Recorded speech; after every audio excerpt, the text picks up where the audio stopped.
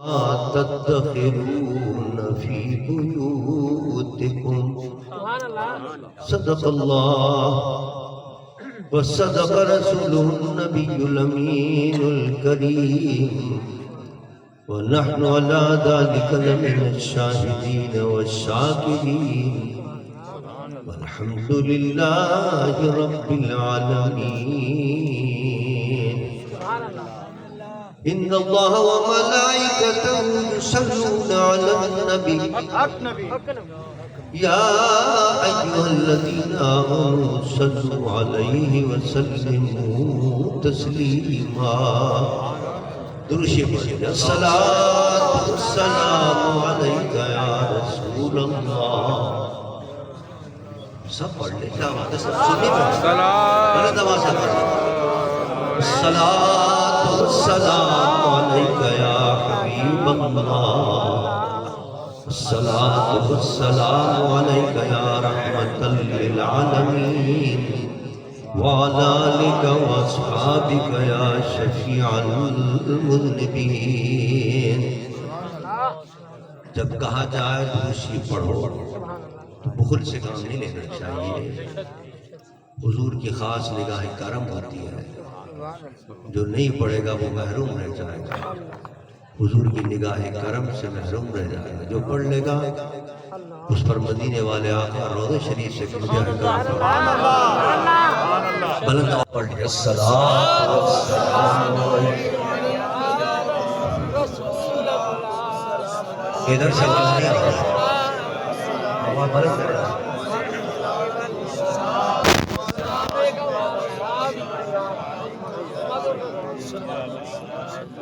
حمد و صلاۃ کے بعد قرآن پاک کی میں نے آیت مقدسہ تلاوت کرنے کی سعادت حاصل کی ہے. اس آیت مبارکہ کے اندر اللہ تعالی اپنے ایک نبی حضرت عیسیٰ علیہ نبینا علیہ السلام کا قول نقل فرما رہا ہے. وہ کیا کہا کرتے تھے؟ قرآن کہتا ہے حضرت عیسیٰ کہا کرتے تھے وَأُبْرِئُ الْأَكْمَحَ وَالْأَبْرَصَ وَأُحْيِي الْمَوْتَى بِإِذْنِ اللَّهِ.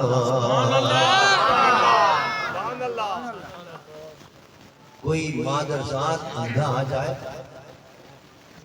جو ماں کی پیٹ سے اندھا پیدا ہوا ہے، میں اس کو بھی ٹھیک کر دوں گا. یہ کون کہہ رہا ہے؟ حضرت عیسیٰ کہہ رہا ہے. اور نقل کون کر رہا ہے؟ رب کر رہا ہے. قرآن والابرص، برس والا، اس کے جسم پر توڑ ہو، اس کا اس زمانے میں کوئی علاج نہ ہو. حضرت عیسیٰ کہتے ہیں میں ہاتھ پھیروں گا اس کو بھی صحیح کر دوں گا، اس کو بھی شفا عطا کر دوں گا. اور صرف یہ نہیں بلکہ فرمایا وَأُحْيِي الْمَوْتَى بِإِذْنِ اللَّهِ. مر گیا ایک شخص، موت طاری ہو گئی، اس دنیا سے چلا گیا، لیکن اللہ نے مجھے طاقت دی ہے کہ میں اس کو بھی زندہ کر دوں. اب یہ کون کہہ رہا ہے؟ حضرت عیسیٰ کہہ رہے ہیں جو نبی بن رہا ہے. اور یہ کہہ رہے ہیں کہ میں ٹھیک کر دیتا ہوں، شفا دے دیتا ہوں، میں اندھوں کو بینائی دے دیتا ہوں، روشنی دے دیتا ہوں، ان کی آنکھوں میں نور دے دیتا ہوں. برس والے آئے ہیں، کوڑ والے آئے ہیں جن کا کوئی علاج نہیں ہے، ان کو بھی میں شفا دے دیتا ہوں، اور مردوں کو بھی زندہ کر دیتا ہوں. یہ سارے کام تو اللہ کرتا ہے. قابل غور شفا تو اللہ دیتا ہے. مرض والوں کو مرض دور تو اللہ کرتا ہے، آنکھ والوں کو آنکھیں تو اللہ دیتا ہے، اور مردوں کو زندہ تو اللہ کرتا ہے. اور یہاں عیسیٰ کہہ رہے ہیں میں زندہ کرتا ہوں. وہ کہتے ہیں کہ میں کہہ رہے میں ٹھیک کرتا ہوں. متکلم کیسے ابھرے ہو وَأُحْيِي الْمَوْتَى، یہ سب متکلم کیسے لے کہ میں زندہ کرتا ہوں، میں ٹھیک کرتا ہوں. آج اگر کوئی یہاں کہہ دے کہ صاحب ہمارے پیر صاحب یا غوث پاک رضی اللہ تعالیٰ عنہ مردوں کو ٹھیک کر دی، تو کہتے صاحب یہ تو شرک ہے۔ غوث پاک نے بیڑے ترا دیے، مشکل آسان کر دی، پریشانی دور کر دی، کہتے نہیں وہ تو اللہ مشکل آسان کرتا ہے، یہ تو شرک ہے۔ اب اس سے بڑا مشکل کیا ہوگی کہ ایک آدمی مر گیا اور مرنے کے بعد حضرت عیسیٰ کہہ رہے ہیں کہ میں اس کو زندہ کر دوں گا، وہ کہہ رہے ہیں میں جن کی آنکھیں نہیں ان کو آنکھیں دے دوں گا۔ یہ شرک نہیں ہے، کیوں؟ اس لیے کہ اگر حضرت عیسیٰ کہتے صرف میں اپنی طاقت سے یہ کر رہا ہوں تو بے شک یہ شرک ہو جاتا۔ انہوں نے آخر میں کہا بے اذن اللہ، میں جو کچھ کام کرتا ہوں وہ اللہ کی دی ہوئی طاقت سے کرتا ہوں۔ نعرہ تکبیر، نعرہ رسالت، نعرہ رسالت، نعرہ حیدری، نعرہ غوثیہ۔ ظاہر ہے کہ نبی تو شرک کو مٹانے کے لیے آتا ہے، نبی کو تو اللہ بھیجتا ہی اس لیے کہ وہ شرک کو ختم کر دے۔ حضرت عیسیٰ جو شرک مٹانے آئے تھے وہ کہہ رہے ہیں کہ میں مردوں کو زندہ کرتا ہوں، میں جناب جو بیمار ہوتے ہیں ان کو ٹھیک کر دیتا ہوں، میں کرتا ہوں جس کی آنکھیں نہیں ان کو بینائی عطا کرتا ہوں، لیکن کس طرح کرتا ہوں؟ آگے فرمایا بے اذن اللہ، اپنے طور پر نہیں کرتا، میرے اندر یہ طاقت نہیں ہے، رب مجھے دیتا ہے، رب کے دینے سے میں سارے کام کر دیتا ہوں۔ پتہ یہ چلا اگر نبیوں کے لیے، اولیاء کے لیے، غوث و قطب کے لیے، اپنے مرشد کے لیے، پیران کرام کے لیے، اولیاء اللہ کے لیے اگر یہ عقیدہ رکھا جائے کہ وہ مشکلیں آسان کرتے ہیں، وہ پریشانیاں دور کر دیتے ہیں، وہ تمام پریشانیوں کا حل کر دیا کرتے ہیں، تو یہ شرک نہیں ہے، کیونکہ وہ اللہ کی دی ہوئی طاقت سے کیا کرتے ہیں سارے۔ اللہ، نعرہ تکبیر، نعرہ رسالت، نعرہ رسالت، حضرت علامہ ڈاکٹر صاحبزادہ ابوالخیر محمد زبیر صاحب۔ اب دیکھیے یہ حضرت عیسیٰ کی شان ہے کہ وہ مردوں کو زندہ کرتے ہیں، لیکن اللہ نے فرمایا کہ میرا نبی آخری نبی آ، اب اس نبی کے بعد کوئی نبی نہیں آیا، لیکن میرے مصطفیٰ نے فرمایا کہ میری امت کے جو اولیاء ہوں گے، جو میری امت کے علماء ہوں گے، وہ انبیاء بنی اسرائیل، انبیاء بنی اسرائیل کی طرف ہوں گے۔ تشریف ہے، جلسہ ہو رہا ہے، تقریر ہو رہی ہے، تقریر کے دوران مسافہ نہیں کیا کرتے، انشاءاللہ مسافہ صحیح نہیں، جلسہ ختم ہو جائے گا سب سے مسافہ صحیح، لیکن تقریر میں ڈسٹرب کرنے کا کیا مطلب؟ بیٹھے آرام سے بیٹھے، تشریف رکھیے، جلسہ ختم ہوگا سب سے مسافہ پہنچا۔ دیکھیے اللہ نے فرمایا کہ میرا نبی آخری نبی بن کر آ رہا ہے، اس کے بعد کوئی نبی نہیں آنا، لیکن اللہ کا محبوب کہتا ہے کہ میری امت میں جو اولیاء آ رہے ہیں وہ تبلیغ کریں گے، وہ رشد و ہدایت کریں گے، وہ لوگوں کو سیدھا راستہ دکھائیں گے، لیکن ان کی شانیں جو ہوں گی کہ جو نبیوں کو اللہ نے شانیں عطا کی وہ اللہ میرے نبی کی میرے امت کے اولیاء کو عطا فرمائے۔ اب دیکھیے حضرت عیسیٰ کی شان کیا ہے؟ وَأُحْيِي الْمَوْتَى بِإِذْنِ اللَّهِ، اور یہ بھی ہے وَأُبْرِئُ الْأَكْمَحَ وَالْأَبْرَصَ وَأُحْيِي الْمَوْتَى بِإِذْنِ اللَّهِ۔ حضرت عیسیٰ کہتے ہیں کہ میں جو اندھے ہیں ان کو بھی ٹھیک کر دیتا ہوں، جن کو برس ہوا ہے، کوڑ ہے، ان کو بھی ٹھیک کر دیتا ہوں، مردوں کو بھی زندہ کر دیتا ہوں۔ اللہ نے یہ اپنے محبوب کی امت کے ولیوں کو شان عطا فرمائی۔ اب یہ مہینہ کس کا ہے؟ حضور غوث پاک کا مہینہ، ربیع الثانی کا مہینہ۔ ربیع الثانی کے اندر پوری دنیا کے اندر حضور غوث پاک کی یاد منائی جاتی ہے، 11ویں شریف منائی جاتی ہے، اور یہ 11ویں شریف کیا ہے؟ حضور غوث پاک ہر 11ویں تاریخ کو اپنے محبوب آقا کا میلاد منایا کرتے تھے۔ اب وہ میلاد ایسا ہو گیا کہ ان کے نام سے 11ویں شریف منائی جا رہی ہے پوری دنیا کے اندر۔ آج ہمارے عرس میں مولانا نے ایک بڑی اچھی بات کی، مجھے بڑی پسند آئی کہ جتنے دنیا میں اولیاء کرام ہیں سب کے عرس سال میں ایک مرتبہ ہوتا ہے، ان کے وصال کی تاریخ میں ان کی یاد منائی جاتی ہے۔ اور کتنا ہی کوئی بڑے سے بڑا، کوئی بڑے سے بڑا پیر ہو، کوئی بڑے سے بڑا عالم ہو، کوئی بڑے سے بڑا قطب ہو، غوث ہو، سب کا اگر عرس منایا جائے گا، حضرت دادا کا عرس ہوتا ہے سال میں ایک مرتبہ ہوتا ہے، سفر کے مہینے میں ہوتا ہے۔ خواجہ ہند الولی خواجہ غریب نواز کا عرس ہوتا ہے، وہ بھی سال میں ایک مرتبہ ہوتا ہے۔ اجمیر شریف میں لوگ جاتے ہیں، حضرت امام ربانی مجدد الفانی کا عرس ہوتا ہے سفر کے اندر، یہاں سے پاکستان سے بھی قافلے جاتے ہیں سرین شریف کے اندر، وہ سال میں ایک مرتبہ سفر ہوتا ہے۔ دنیا کے اندر جتنے بھی اولیاء ہیں ان کا عرس سال میں ایک مرتبہ منایا جاتا ہے، لیکن غوث پاک کی شان یہ ہے کہ ان کا عرس ہر مہینے منایا جاتا ہے۔ نعرہ تکبیر، نعرہ رسالت، نعرہ خلافت، نعرہ حیدری، نعرہ غوثیہ۔ وجہ یہ ہے کہ غوث اعظم درمیان اولیاء،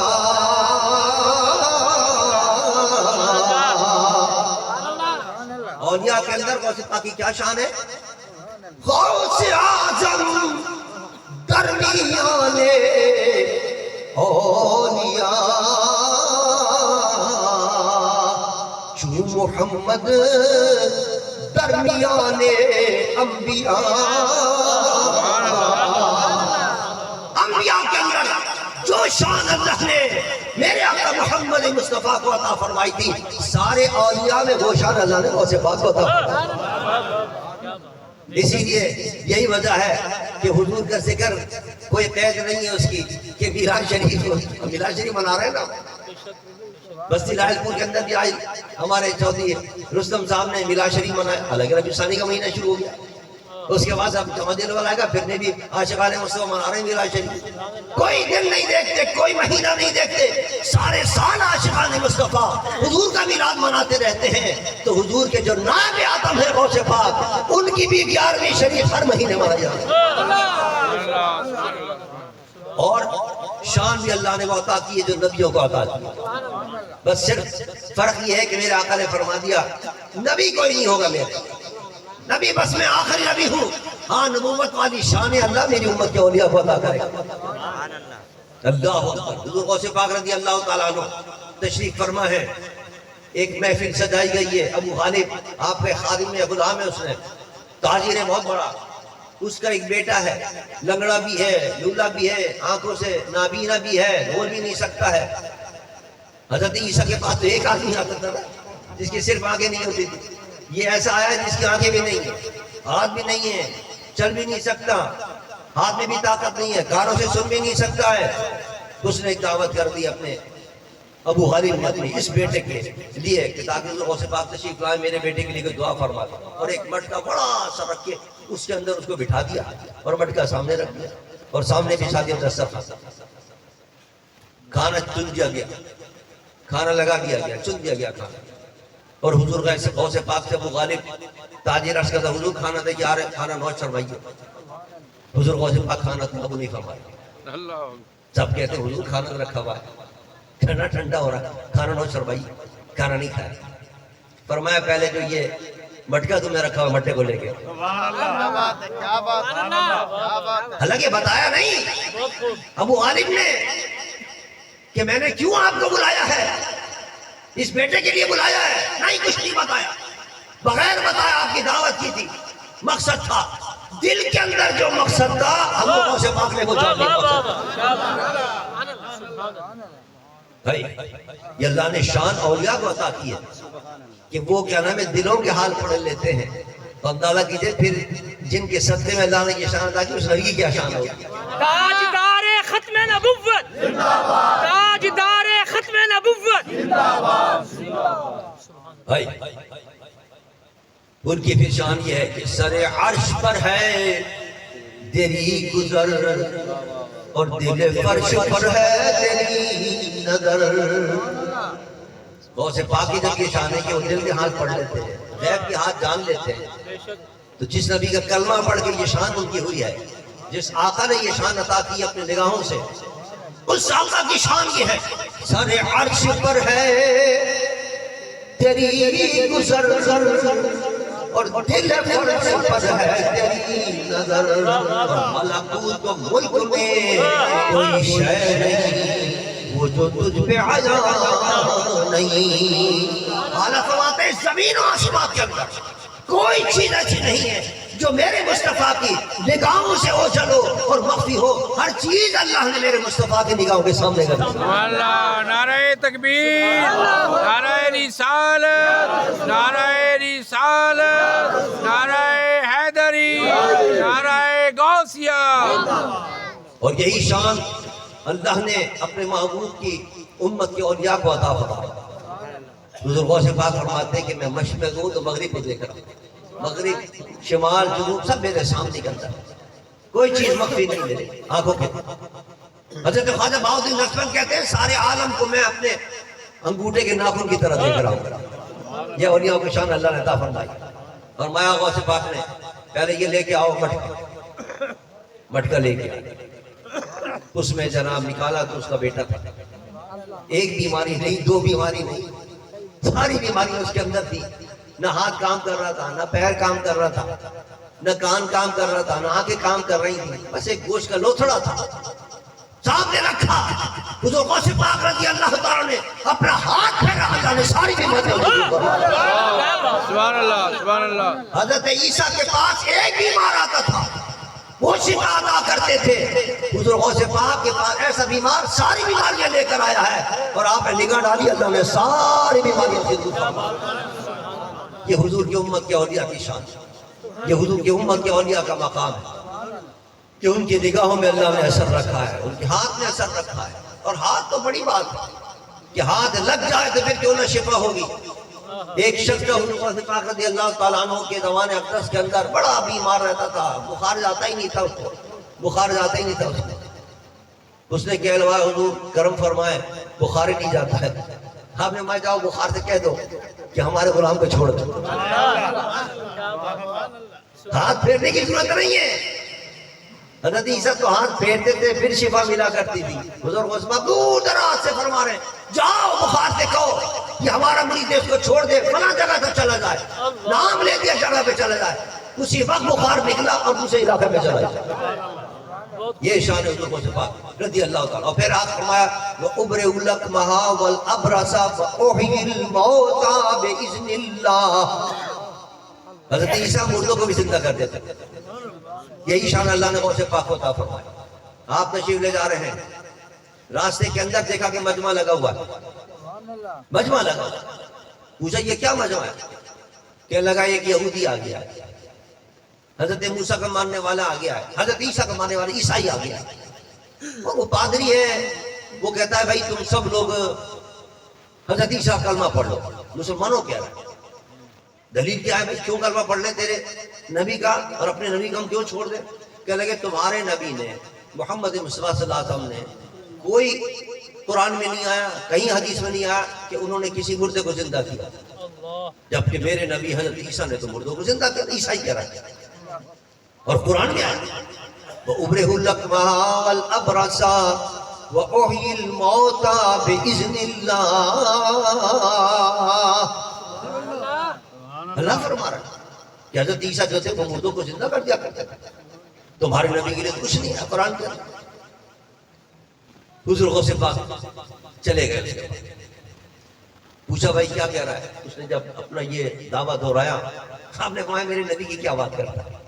ان کی بڑی شان دے رہی ہے میں ان کے غلاموں کا ادنا غلام ہوں. اگر میں تجھے زندہ کر کے کسی مردے کو دکھا دوں تو میرے نبی کو مان لے گا. میں کہا یہ تو بڑی بات ہے. میں تو نبی کی بات کر رہا تھا کہ تمہارے نبی نے کوئی کمال نہیں دکھایا اور تمہارے نبی نے کوئی زندہ کر کے نہیں دکھایا. اگر تو ان کے غلام ہو کر دکھا دے تو اس سے بڑی بات ہے. آپ نے کہا چل میرے ساتھ. قبرستان میں چل دیے لے اور قبرستان میں لے جا کر کہا اس قبر میں اس قبرستان میں جس قبر کی طرف اشارہ کرے گا اسی مردے کو زندہ کر. اس نے کہا کہ کوئی پرانی قبر دے دو، کوئی نئی قبر دے گی تو ہو سکتا ہے کل پرسوں رکھا ہو کسی مردے کو، ہو سکتا ہے زندہ ہو. پرانی اس نے کوئی قبر دے گی. آپ نے کہا صرف اس قبر والے کو زندہ کروں یا اپنے زمانے کے اندر جو پیشہ اختیار کرتا تھا اس کے ساتھ زندہ کروں؟ کہ یہ تو اور اچھی بات ہے. اچھا پوچھ کے آؤ یہ قبر کس کی کیا کرتا تھا؟ پوچھا. ایک بوڑھی ماں میری گاؤں کے اندر، اس نے کہا کہ 100 سال ہو گئے ہیں. ایک آدمی تھا گاتا پھرتا تھا یہاں، وہ کماتا تھا، وہ گانے گا گا کر لوگوں کو خوش کر کے وہ مر گیا، اس کی قبر رہی۔ آپ نے چلو قبر پہ کھڑے ہو گیا، آپ نے فرمایا تم پہ اس لیے میرے حکم سے کھڑا ہو جا، یہ کہنا تھا کہ قبر شک ہوتی ہے اور وہ شک جاتا وہ وہاں سے کھڑا ہو جاتا۔ اللہ، نعرہ تکبیر، نعرہ رسالت، نعرہ رسالت، نعرہ حیدری، نعرہ غوثیہ۔ تو یہ شان اللہ نے میرے نبی کے امت کے اولیاء کو عطا فرمائی، وہ شانیں جو اللہ نے نبیوں کو عطا فرمائی۔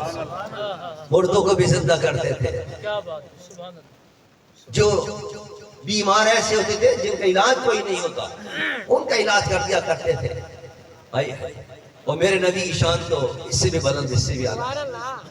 وہاں تو شان یہ ہے کہ حضور کے در دولت کی، در دولت بہت دور کی بات ہے، جس شہر میں میرا نبی آرام فرما ہے اس شہر کی مٹی بھی اگر لگا دو تو اللہ تعالیٰ اسے بھی شفا عطا فرماتا ہے۔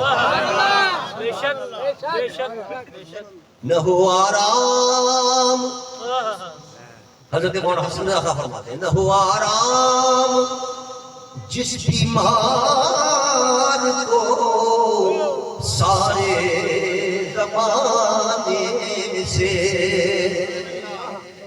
سارے ڈاکٹر سے علاج کرا لیا، سارے ہسپتالوں میں لے گئے، لندن امریکہ کے بڑے بڑے ہسپتالوں میں ڈاکٹروں کو دکھا دیا، فائدہ نہیں ہو رہا۔ اس کا طریقہ بتا رہے ہیں شاہ حسن رضا خان، نہ ہو آرام جس بیمار کو سارے زمانے سے،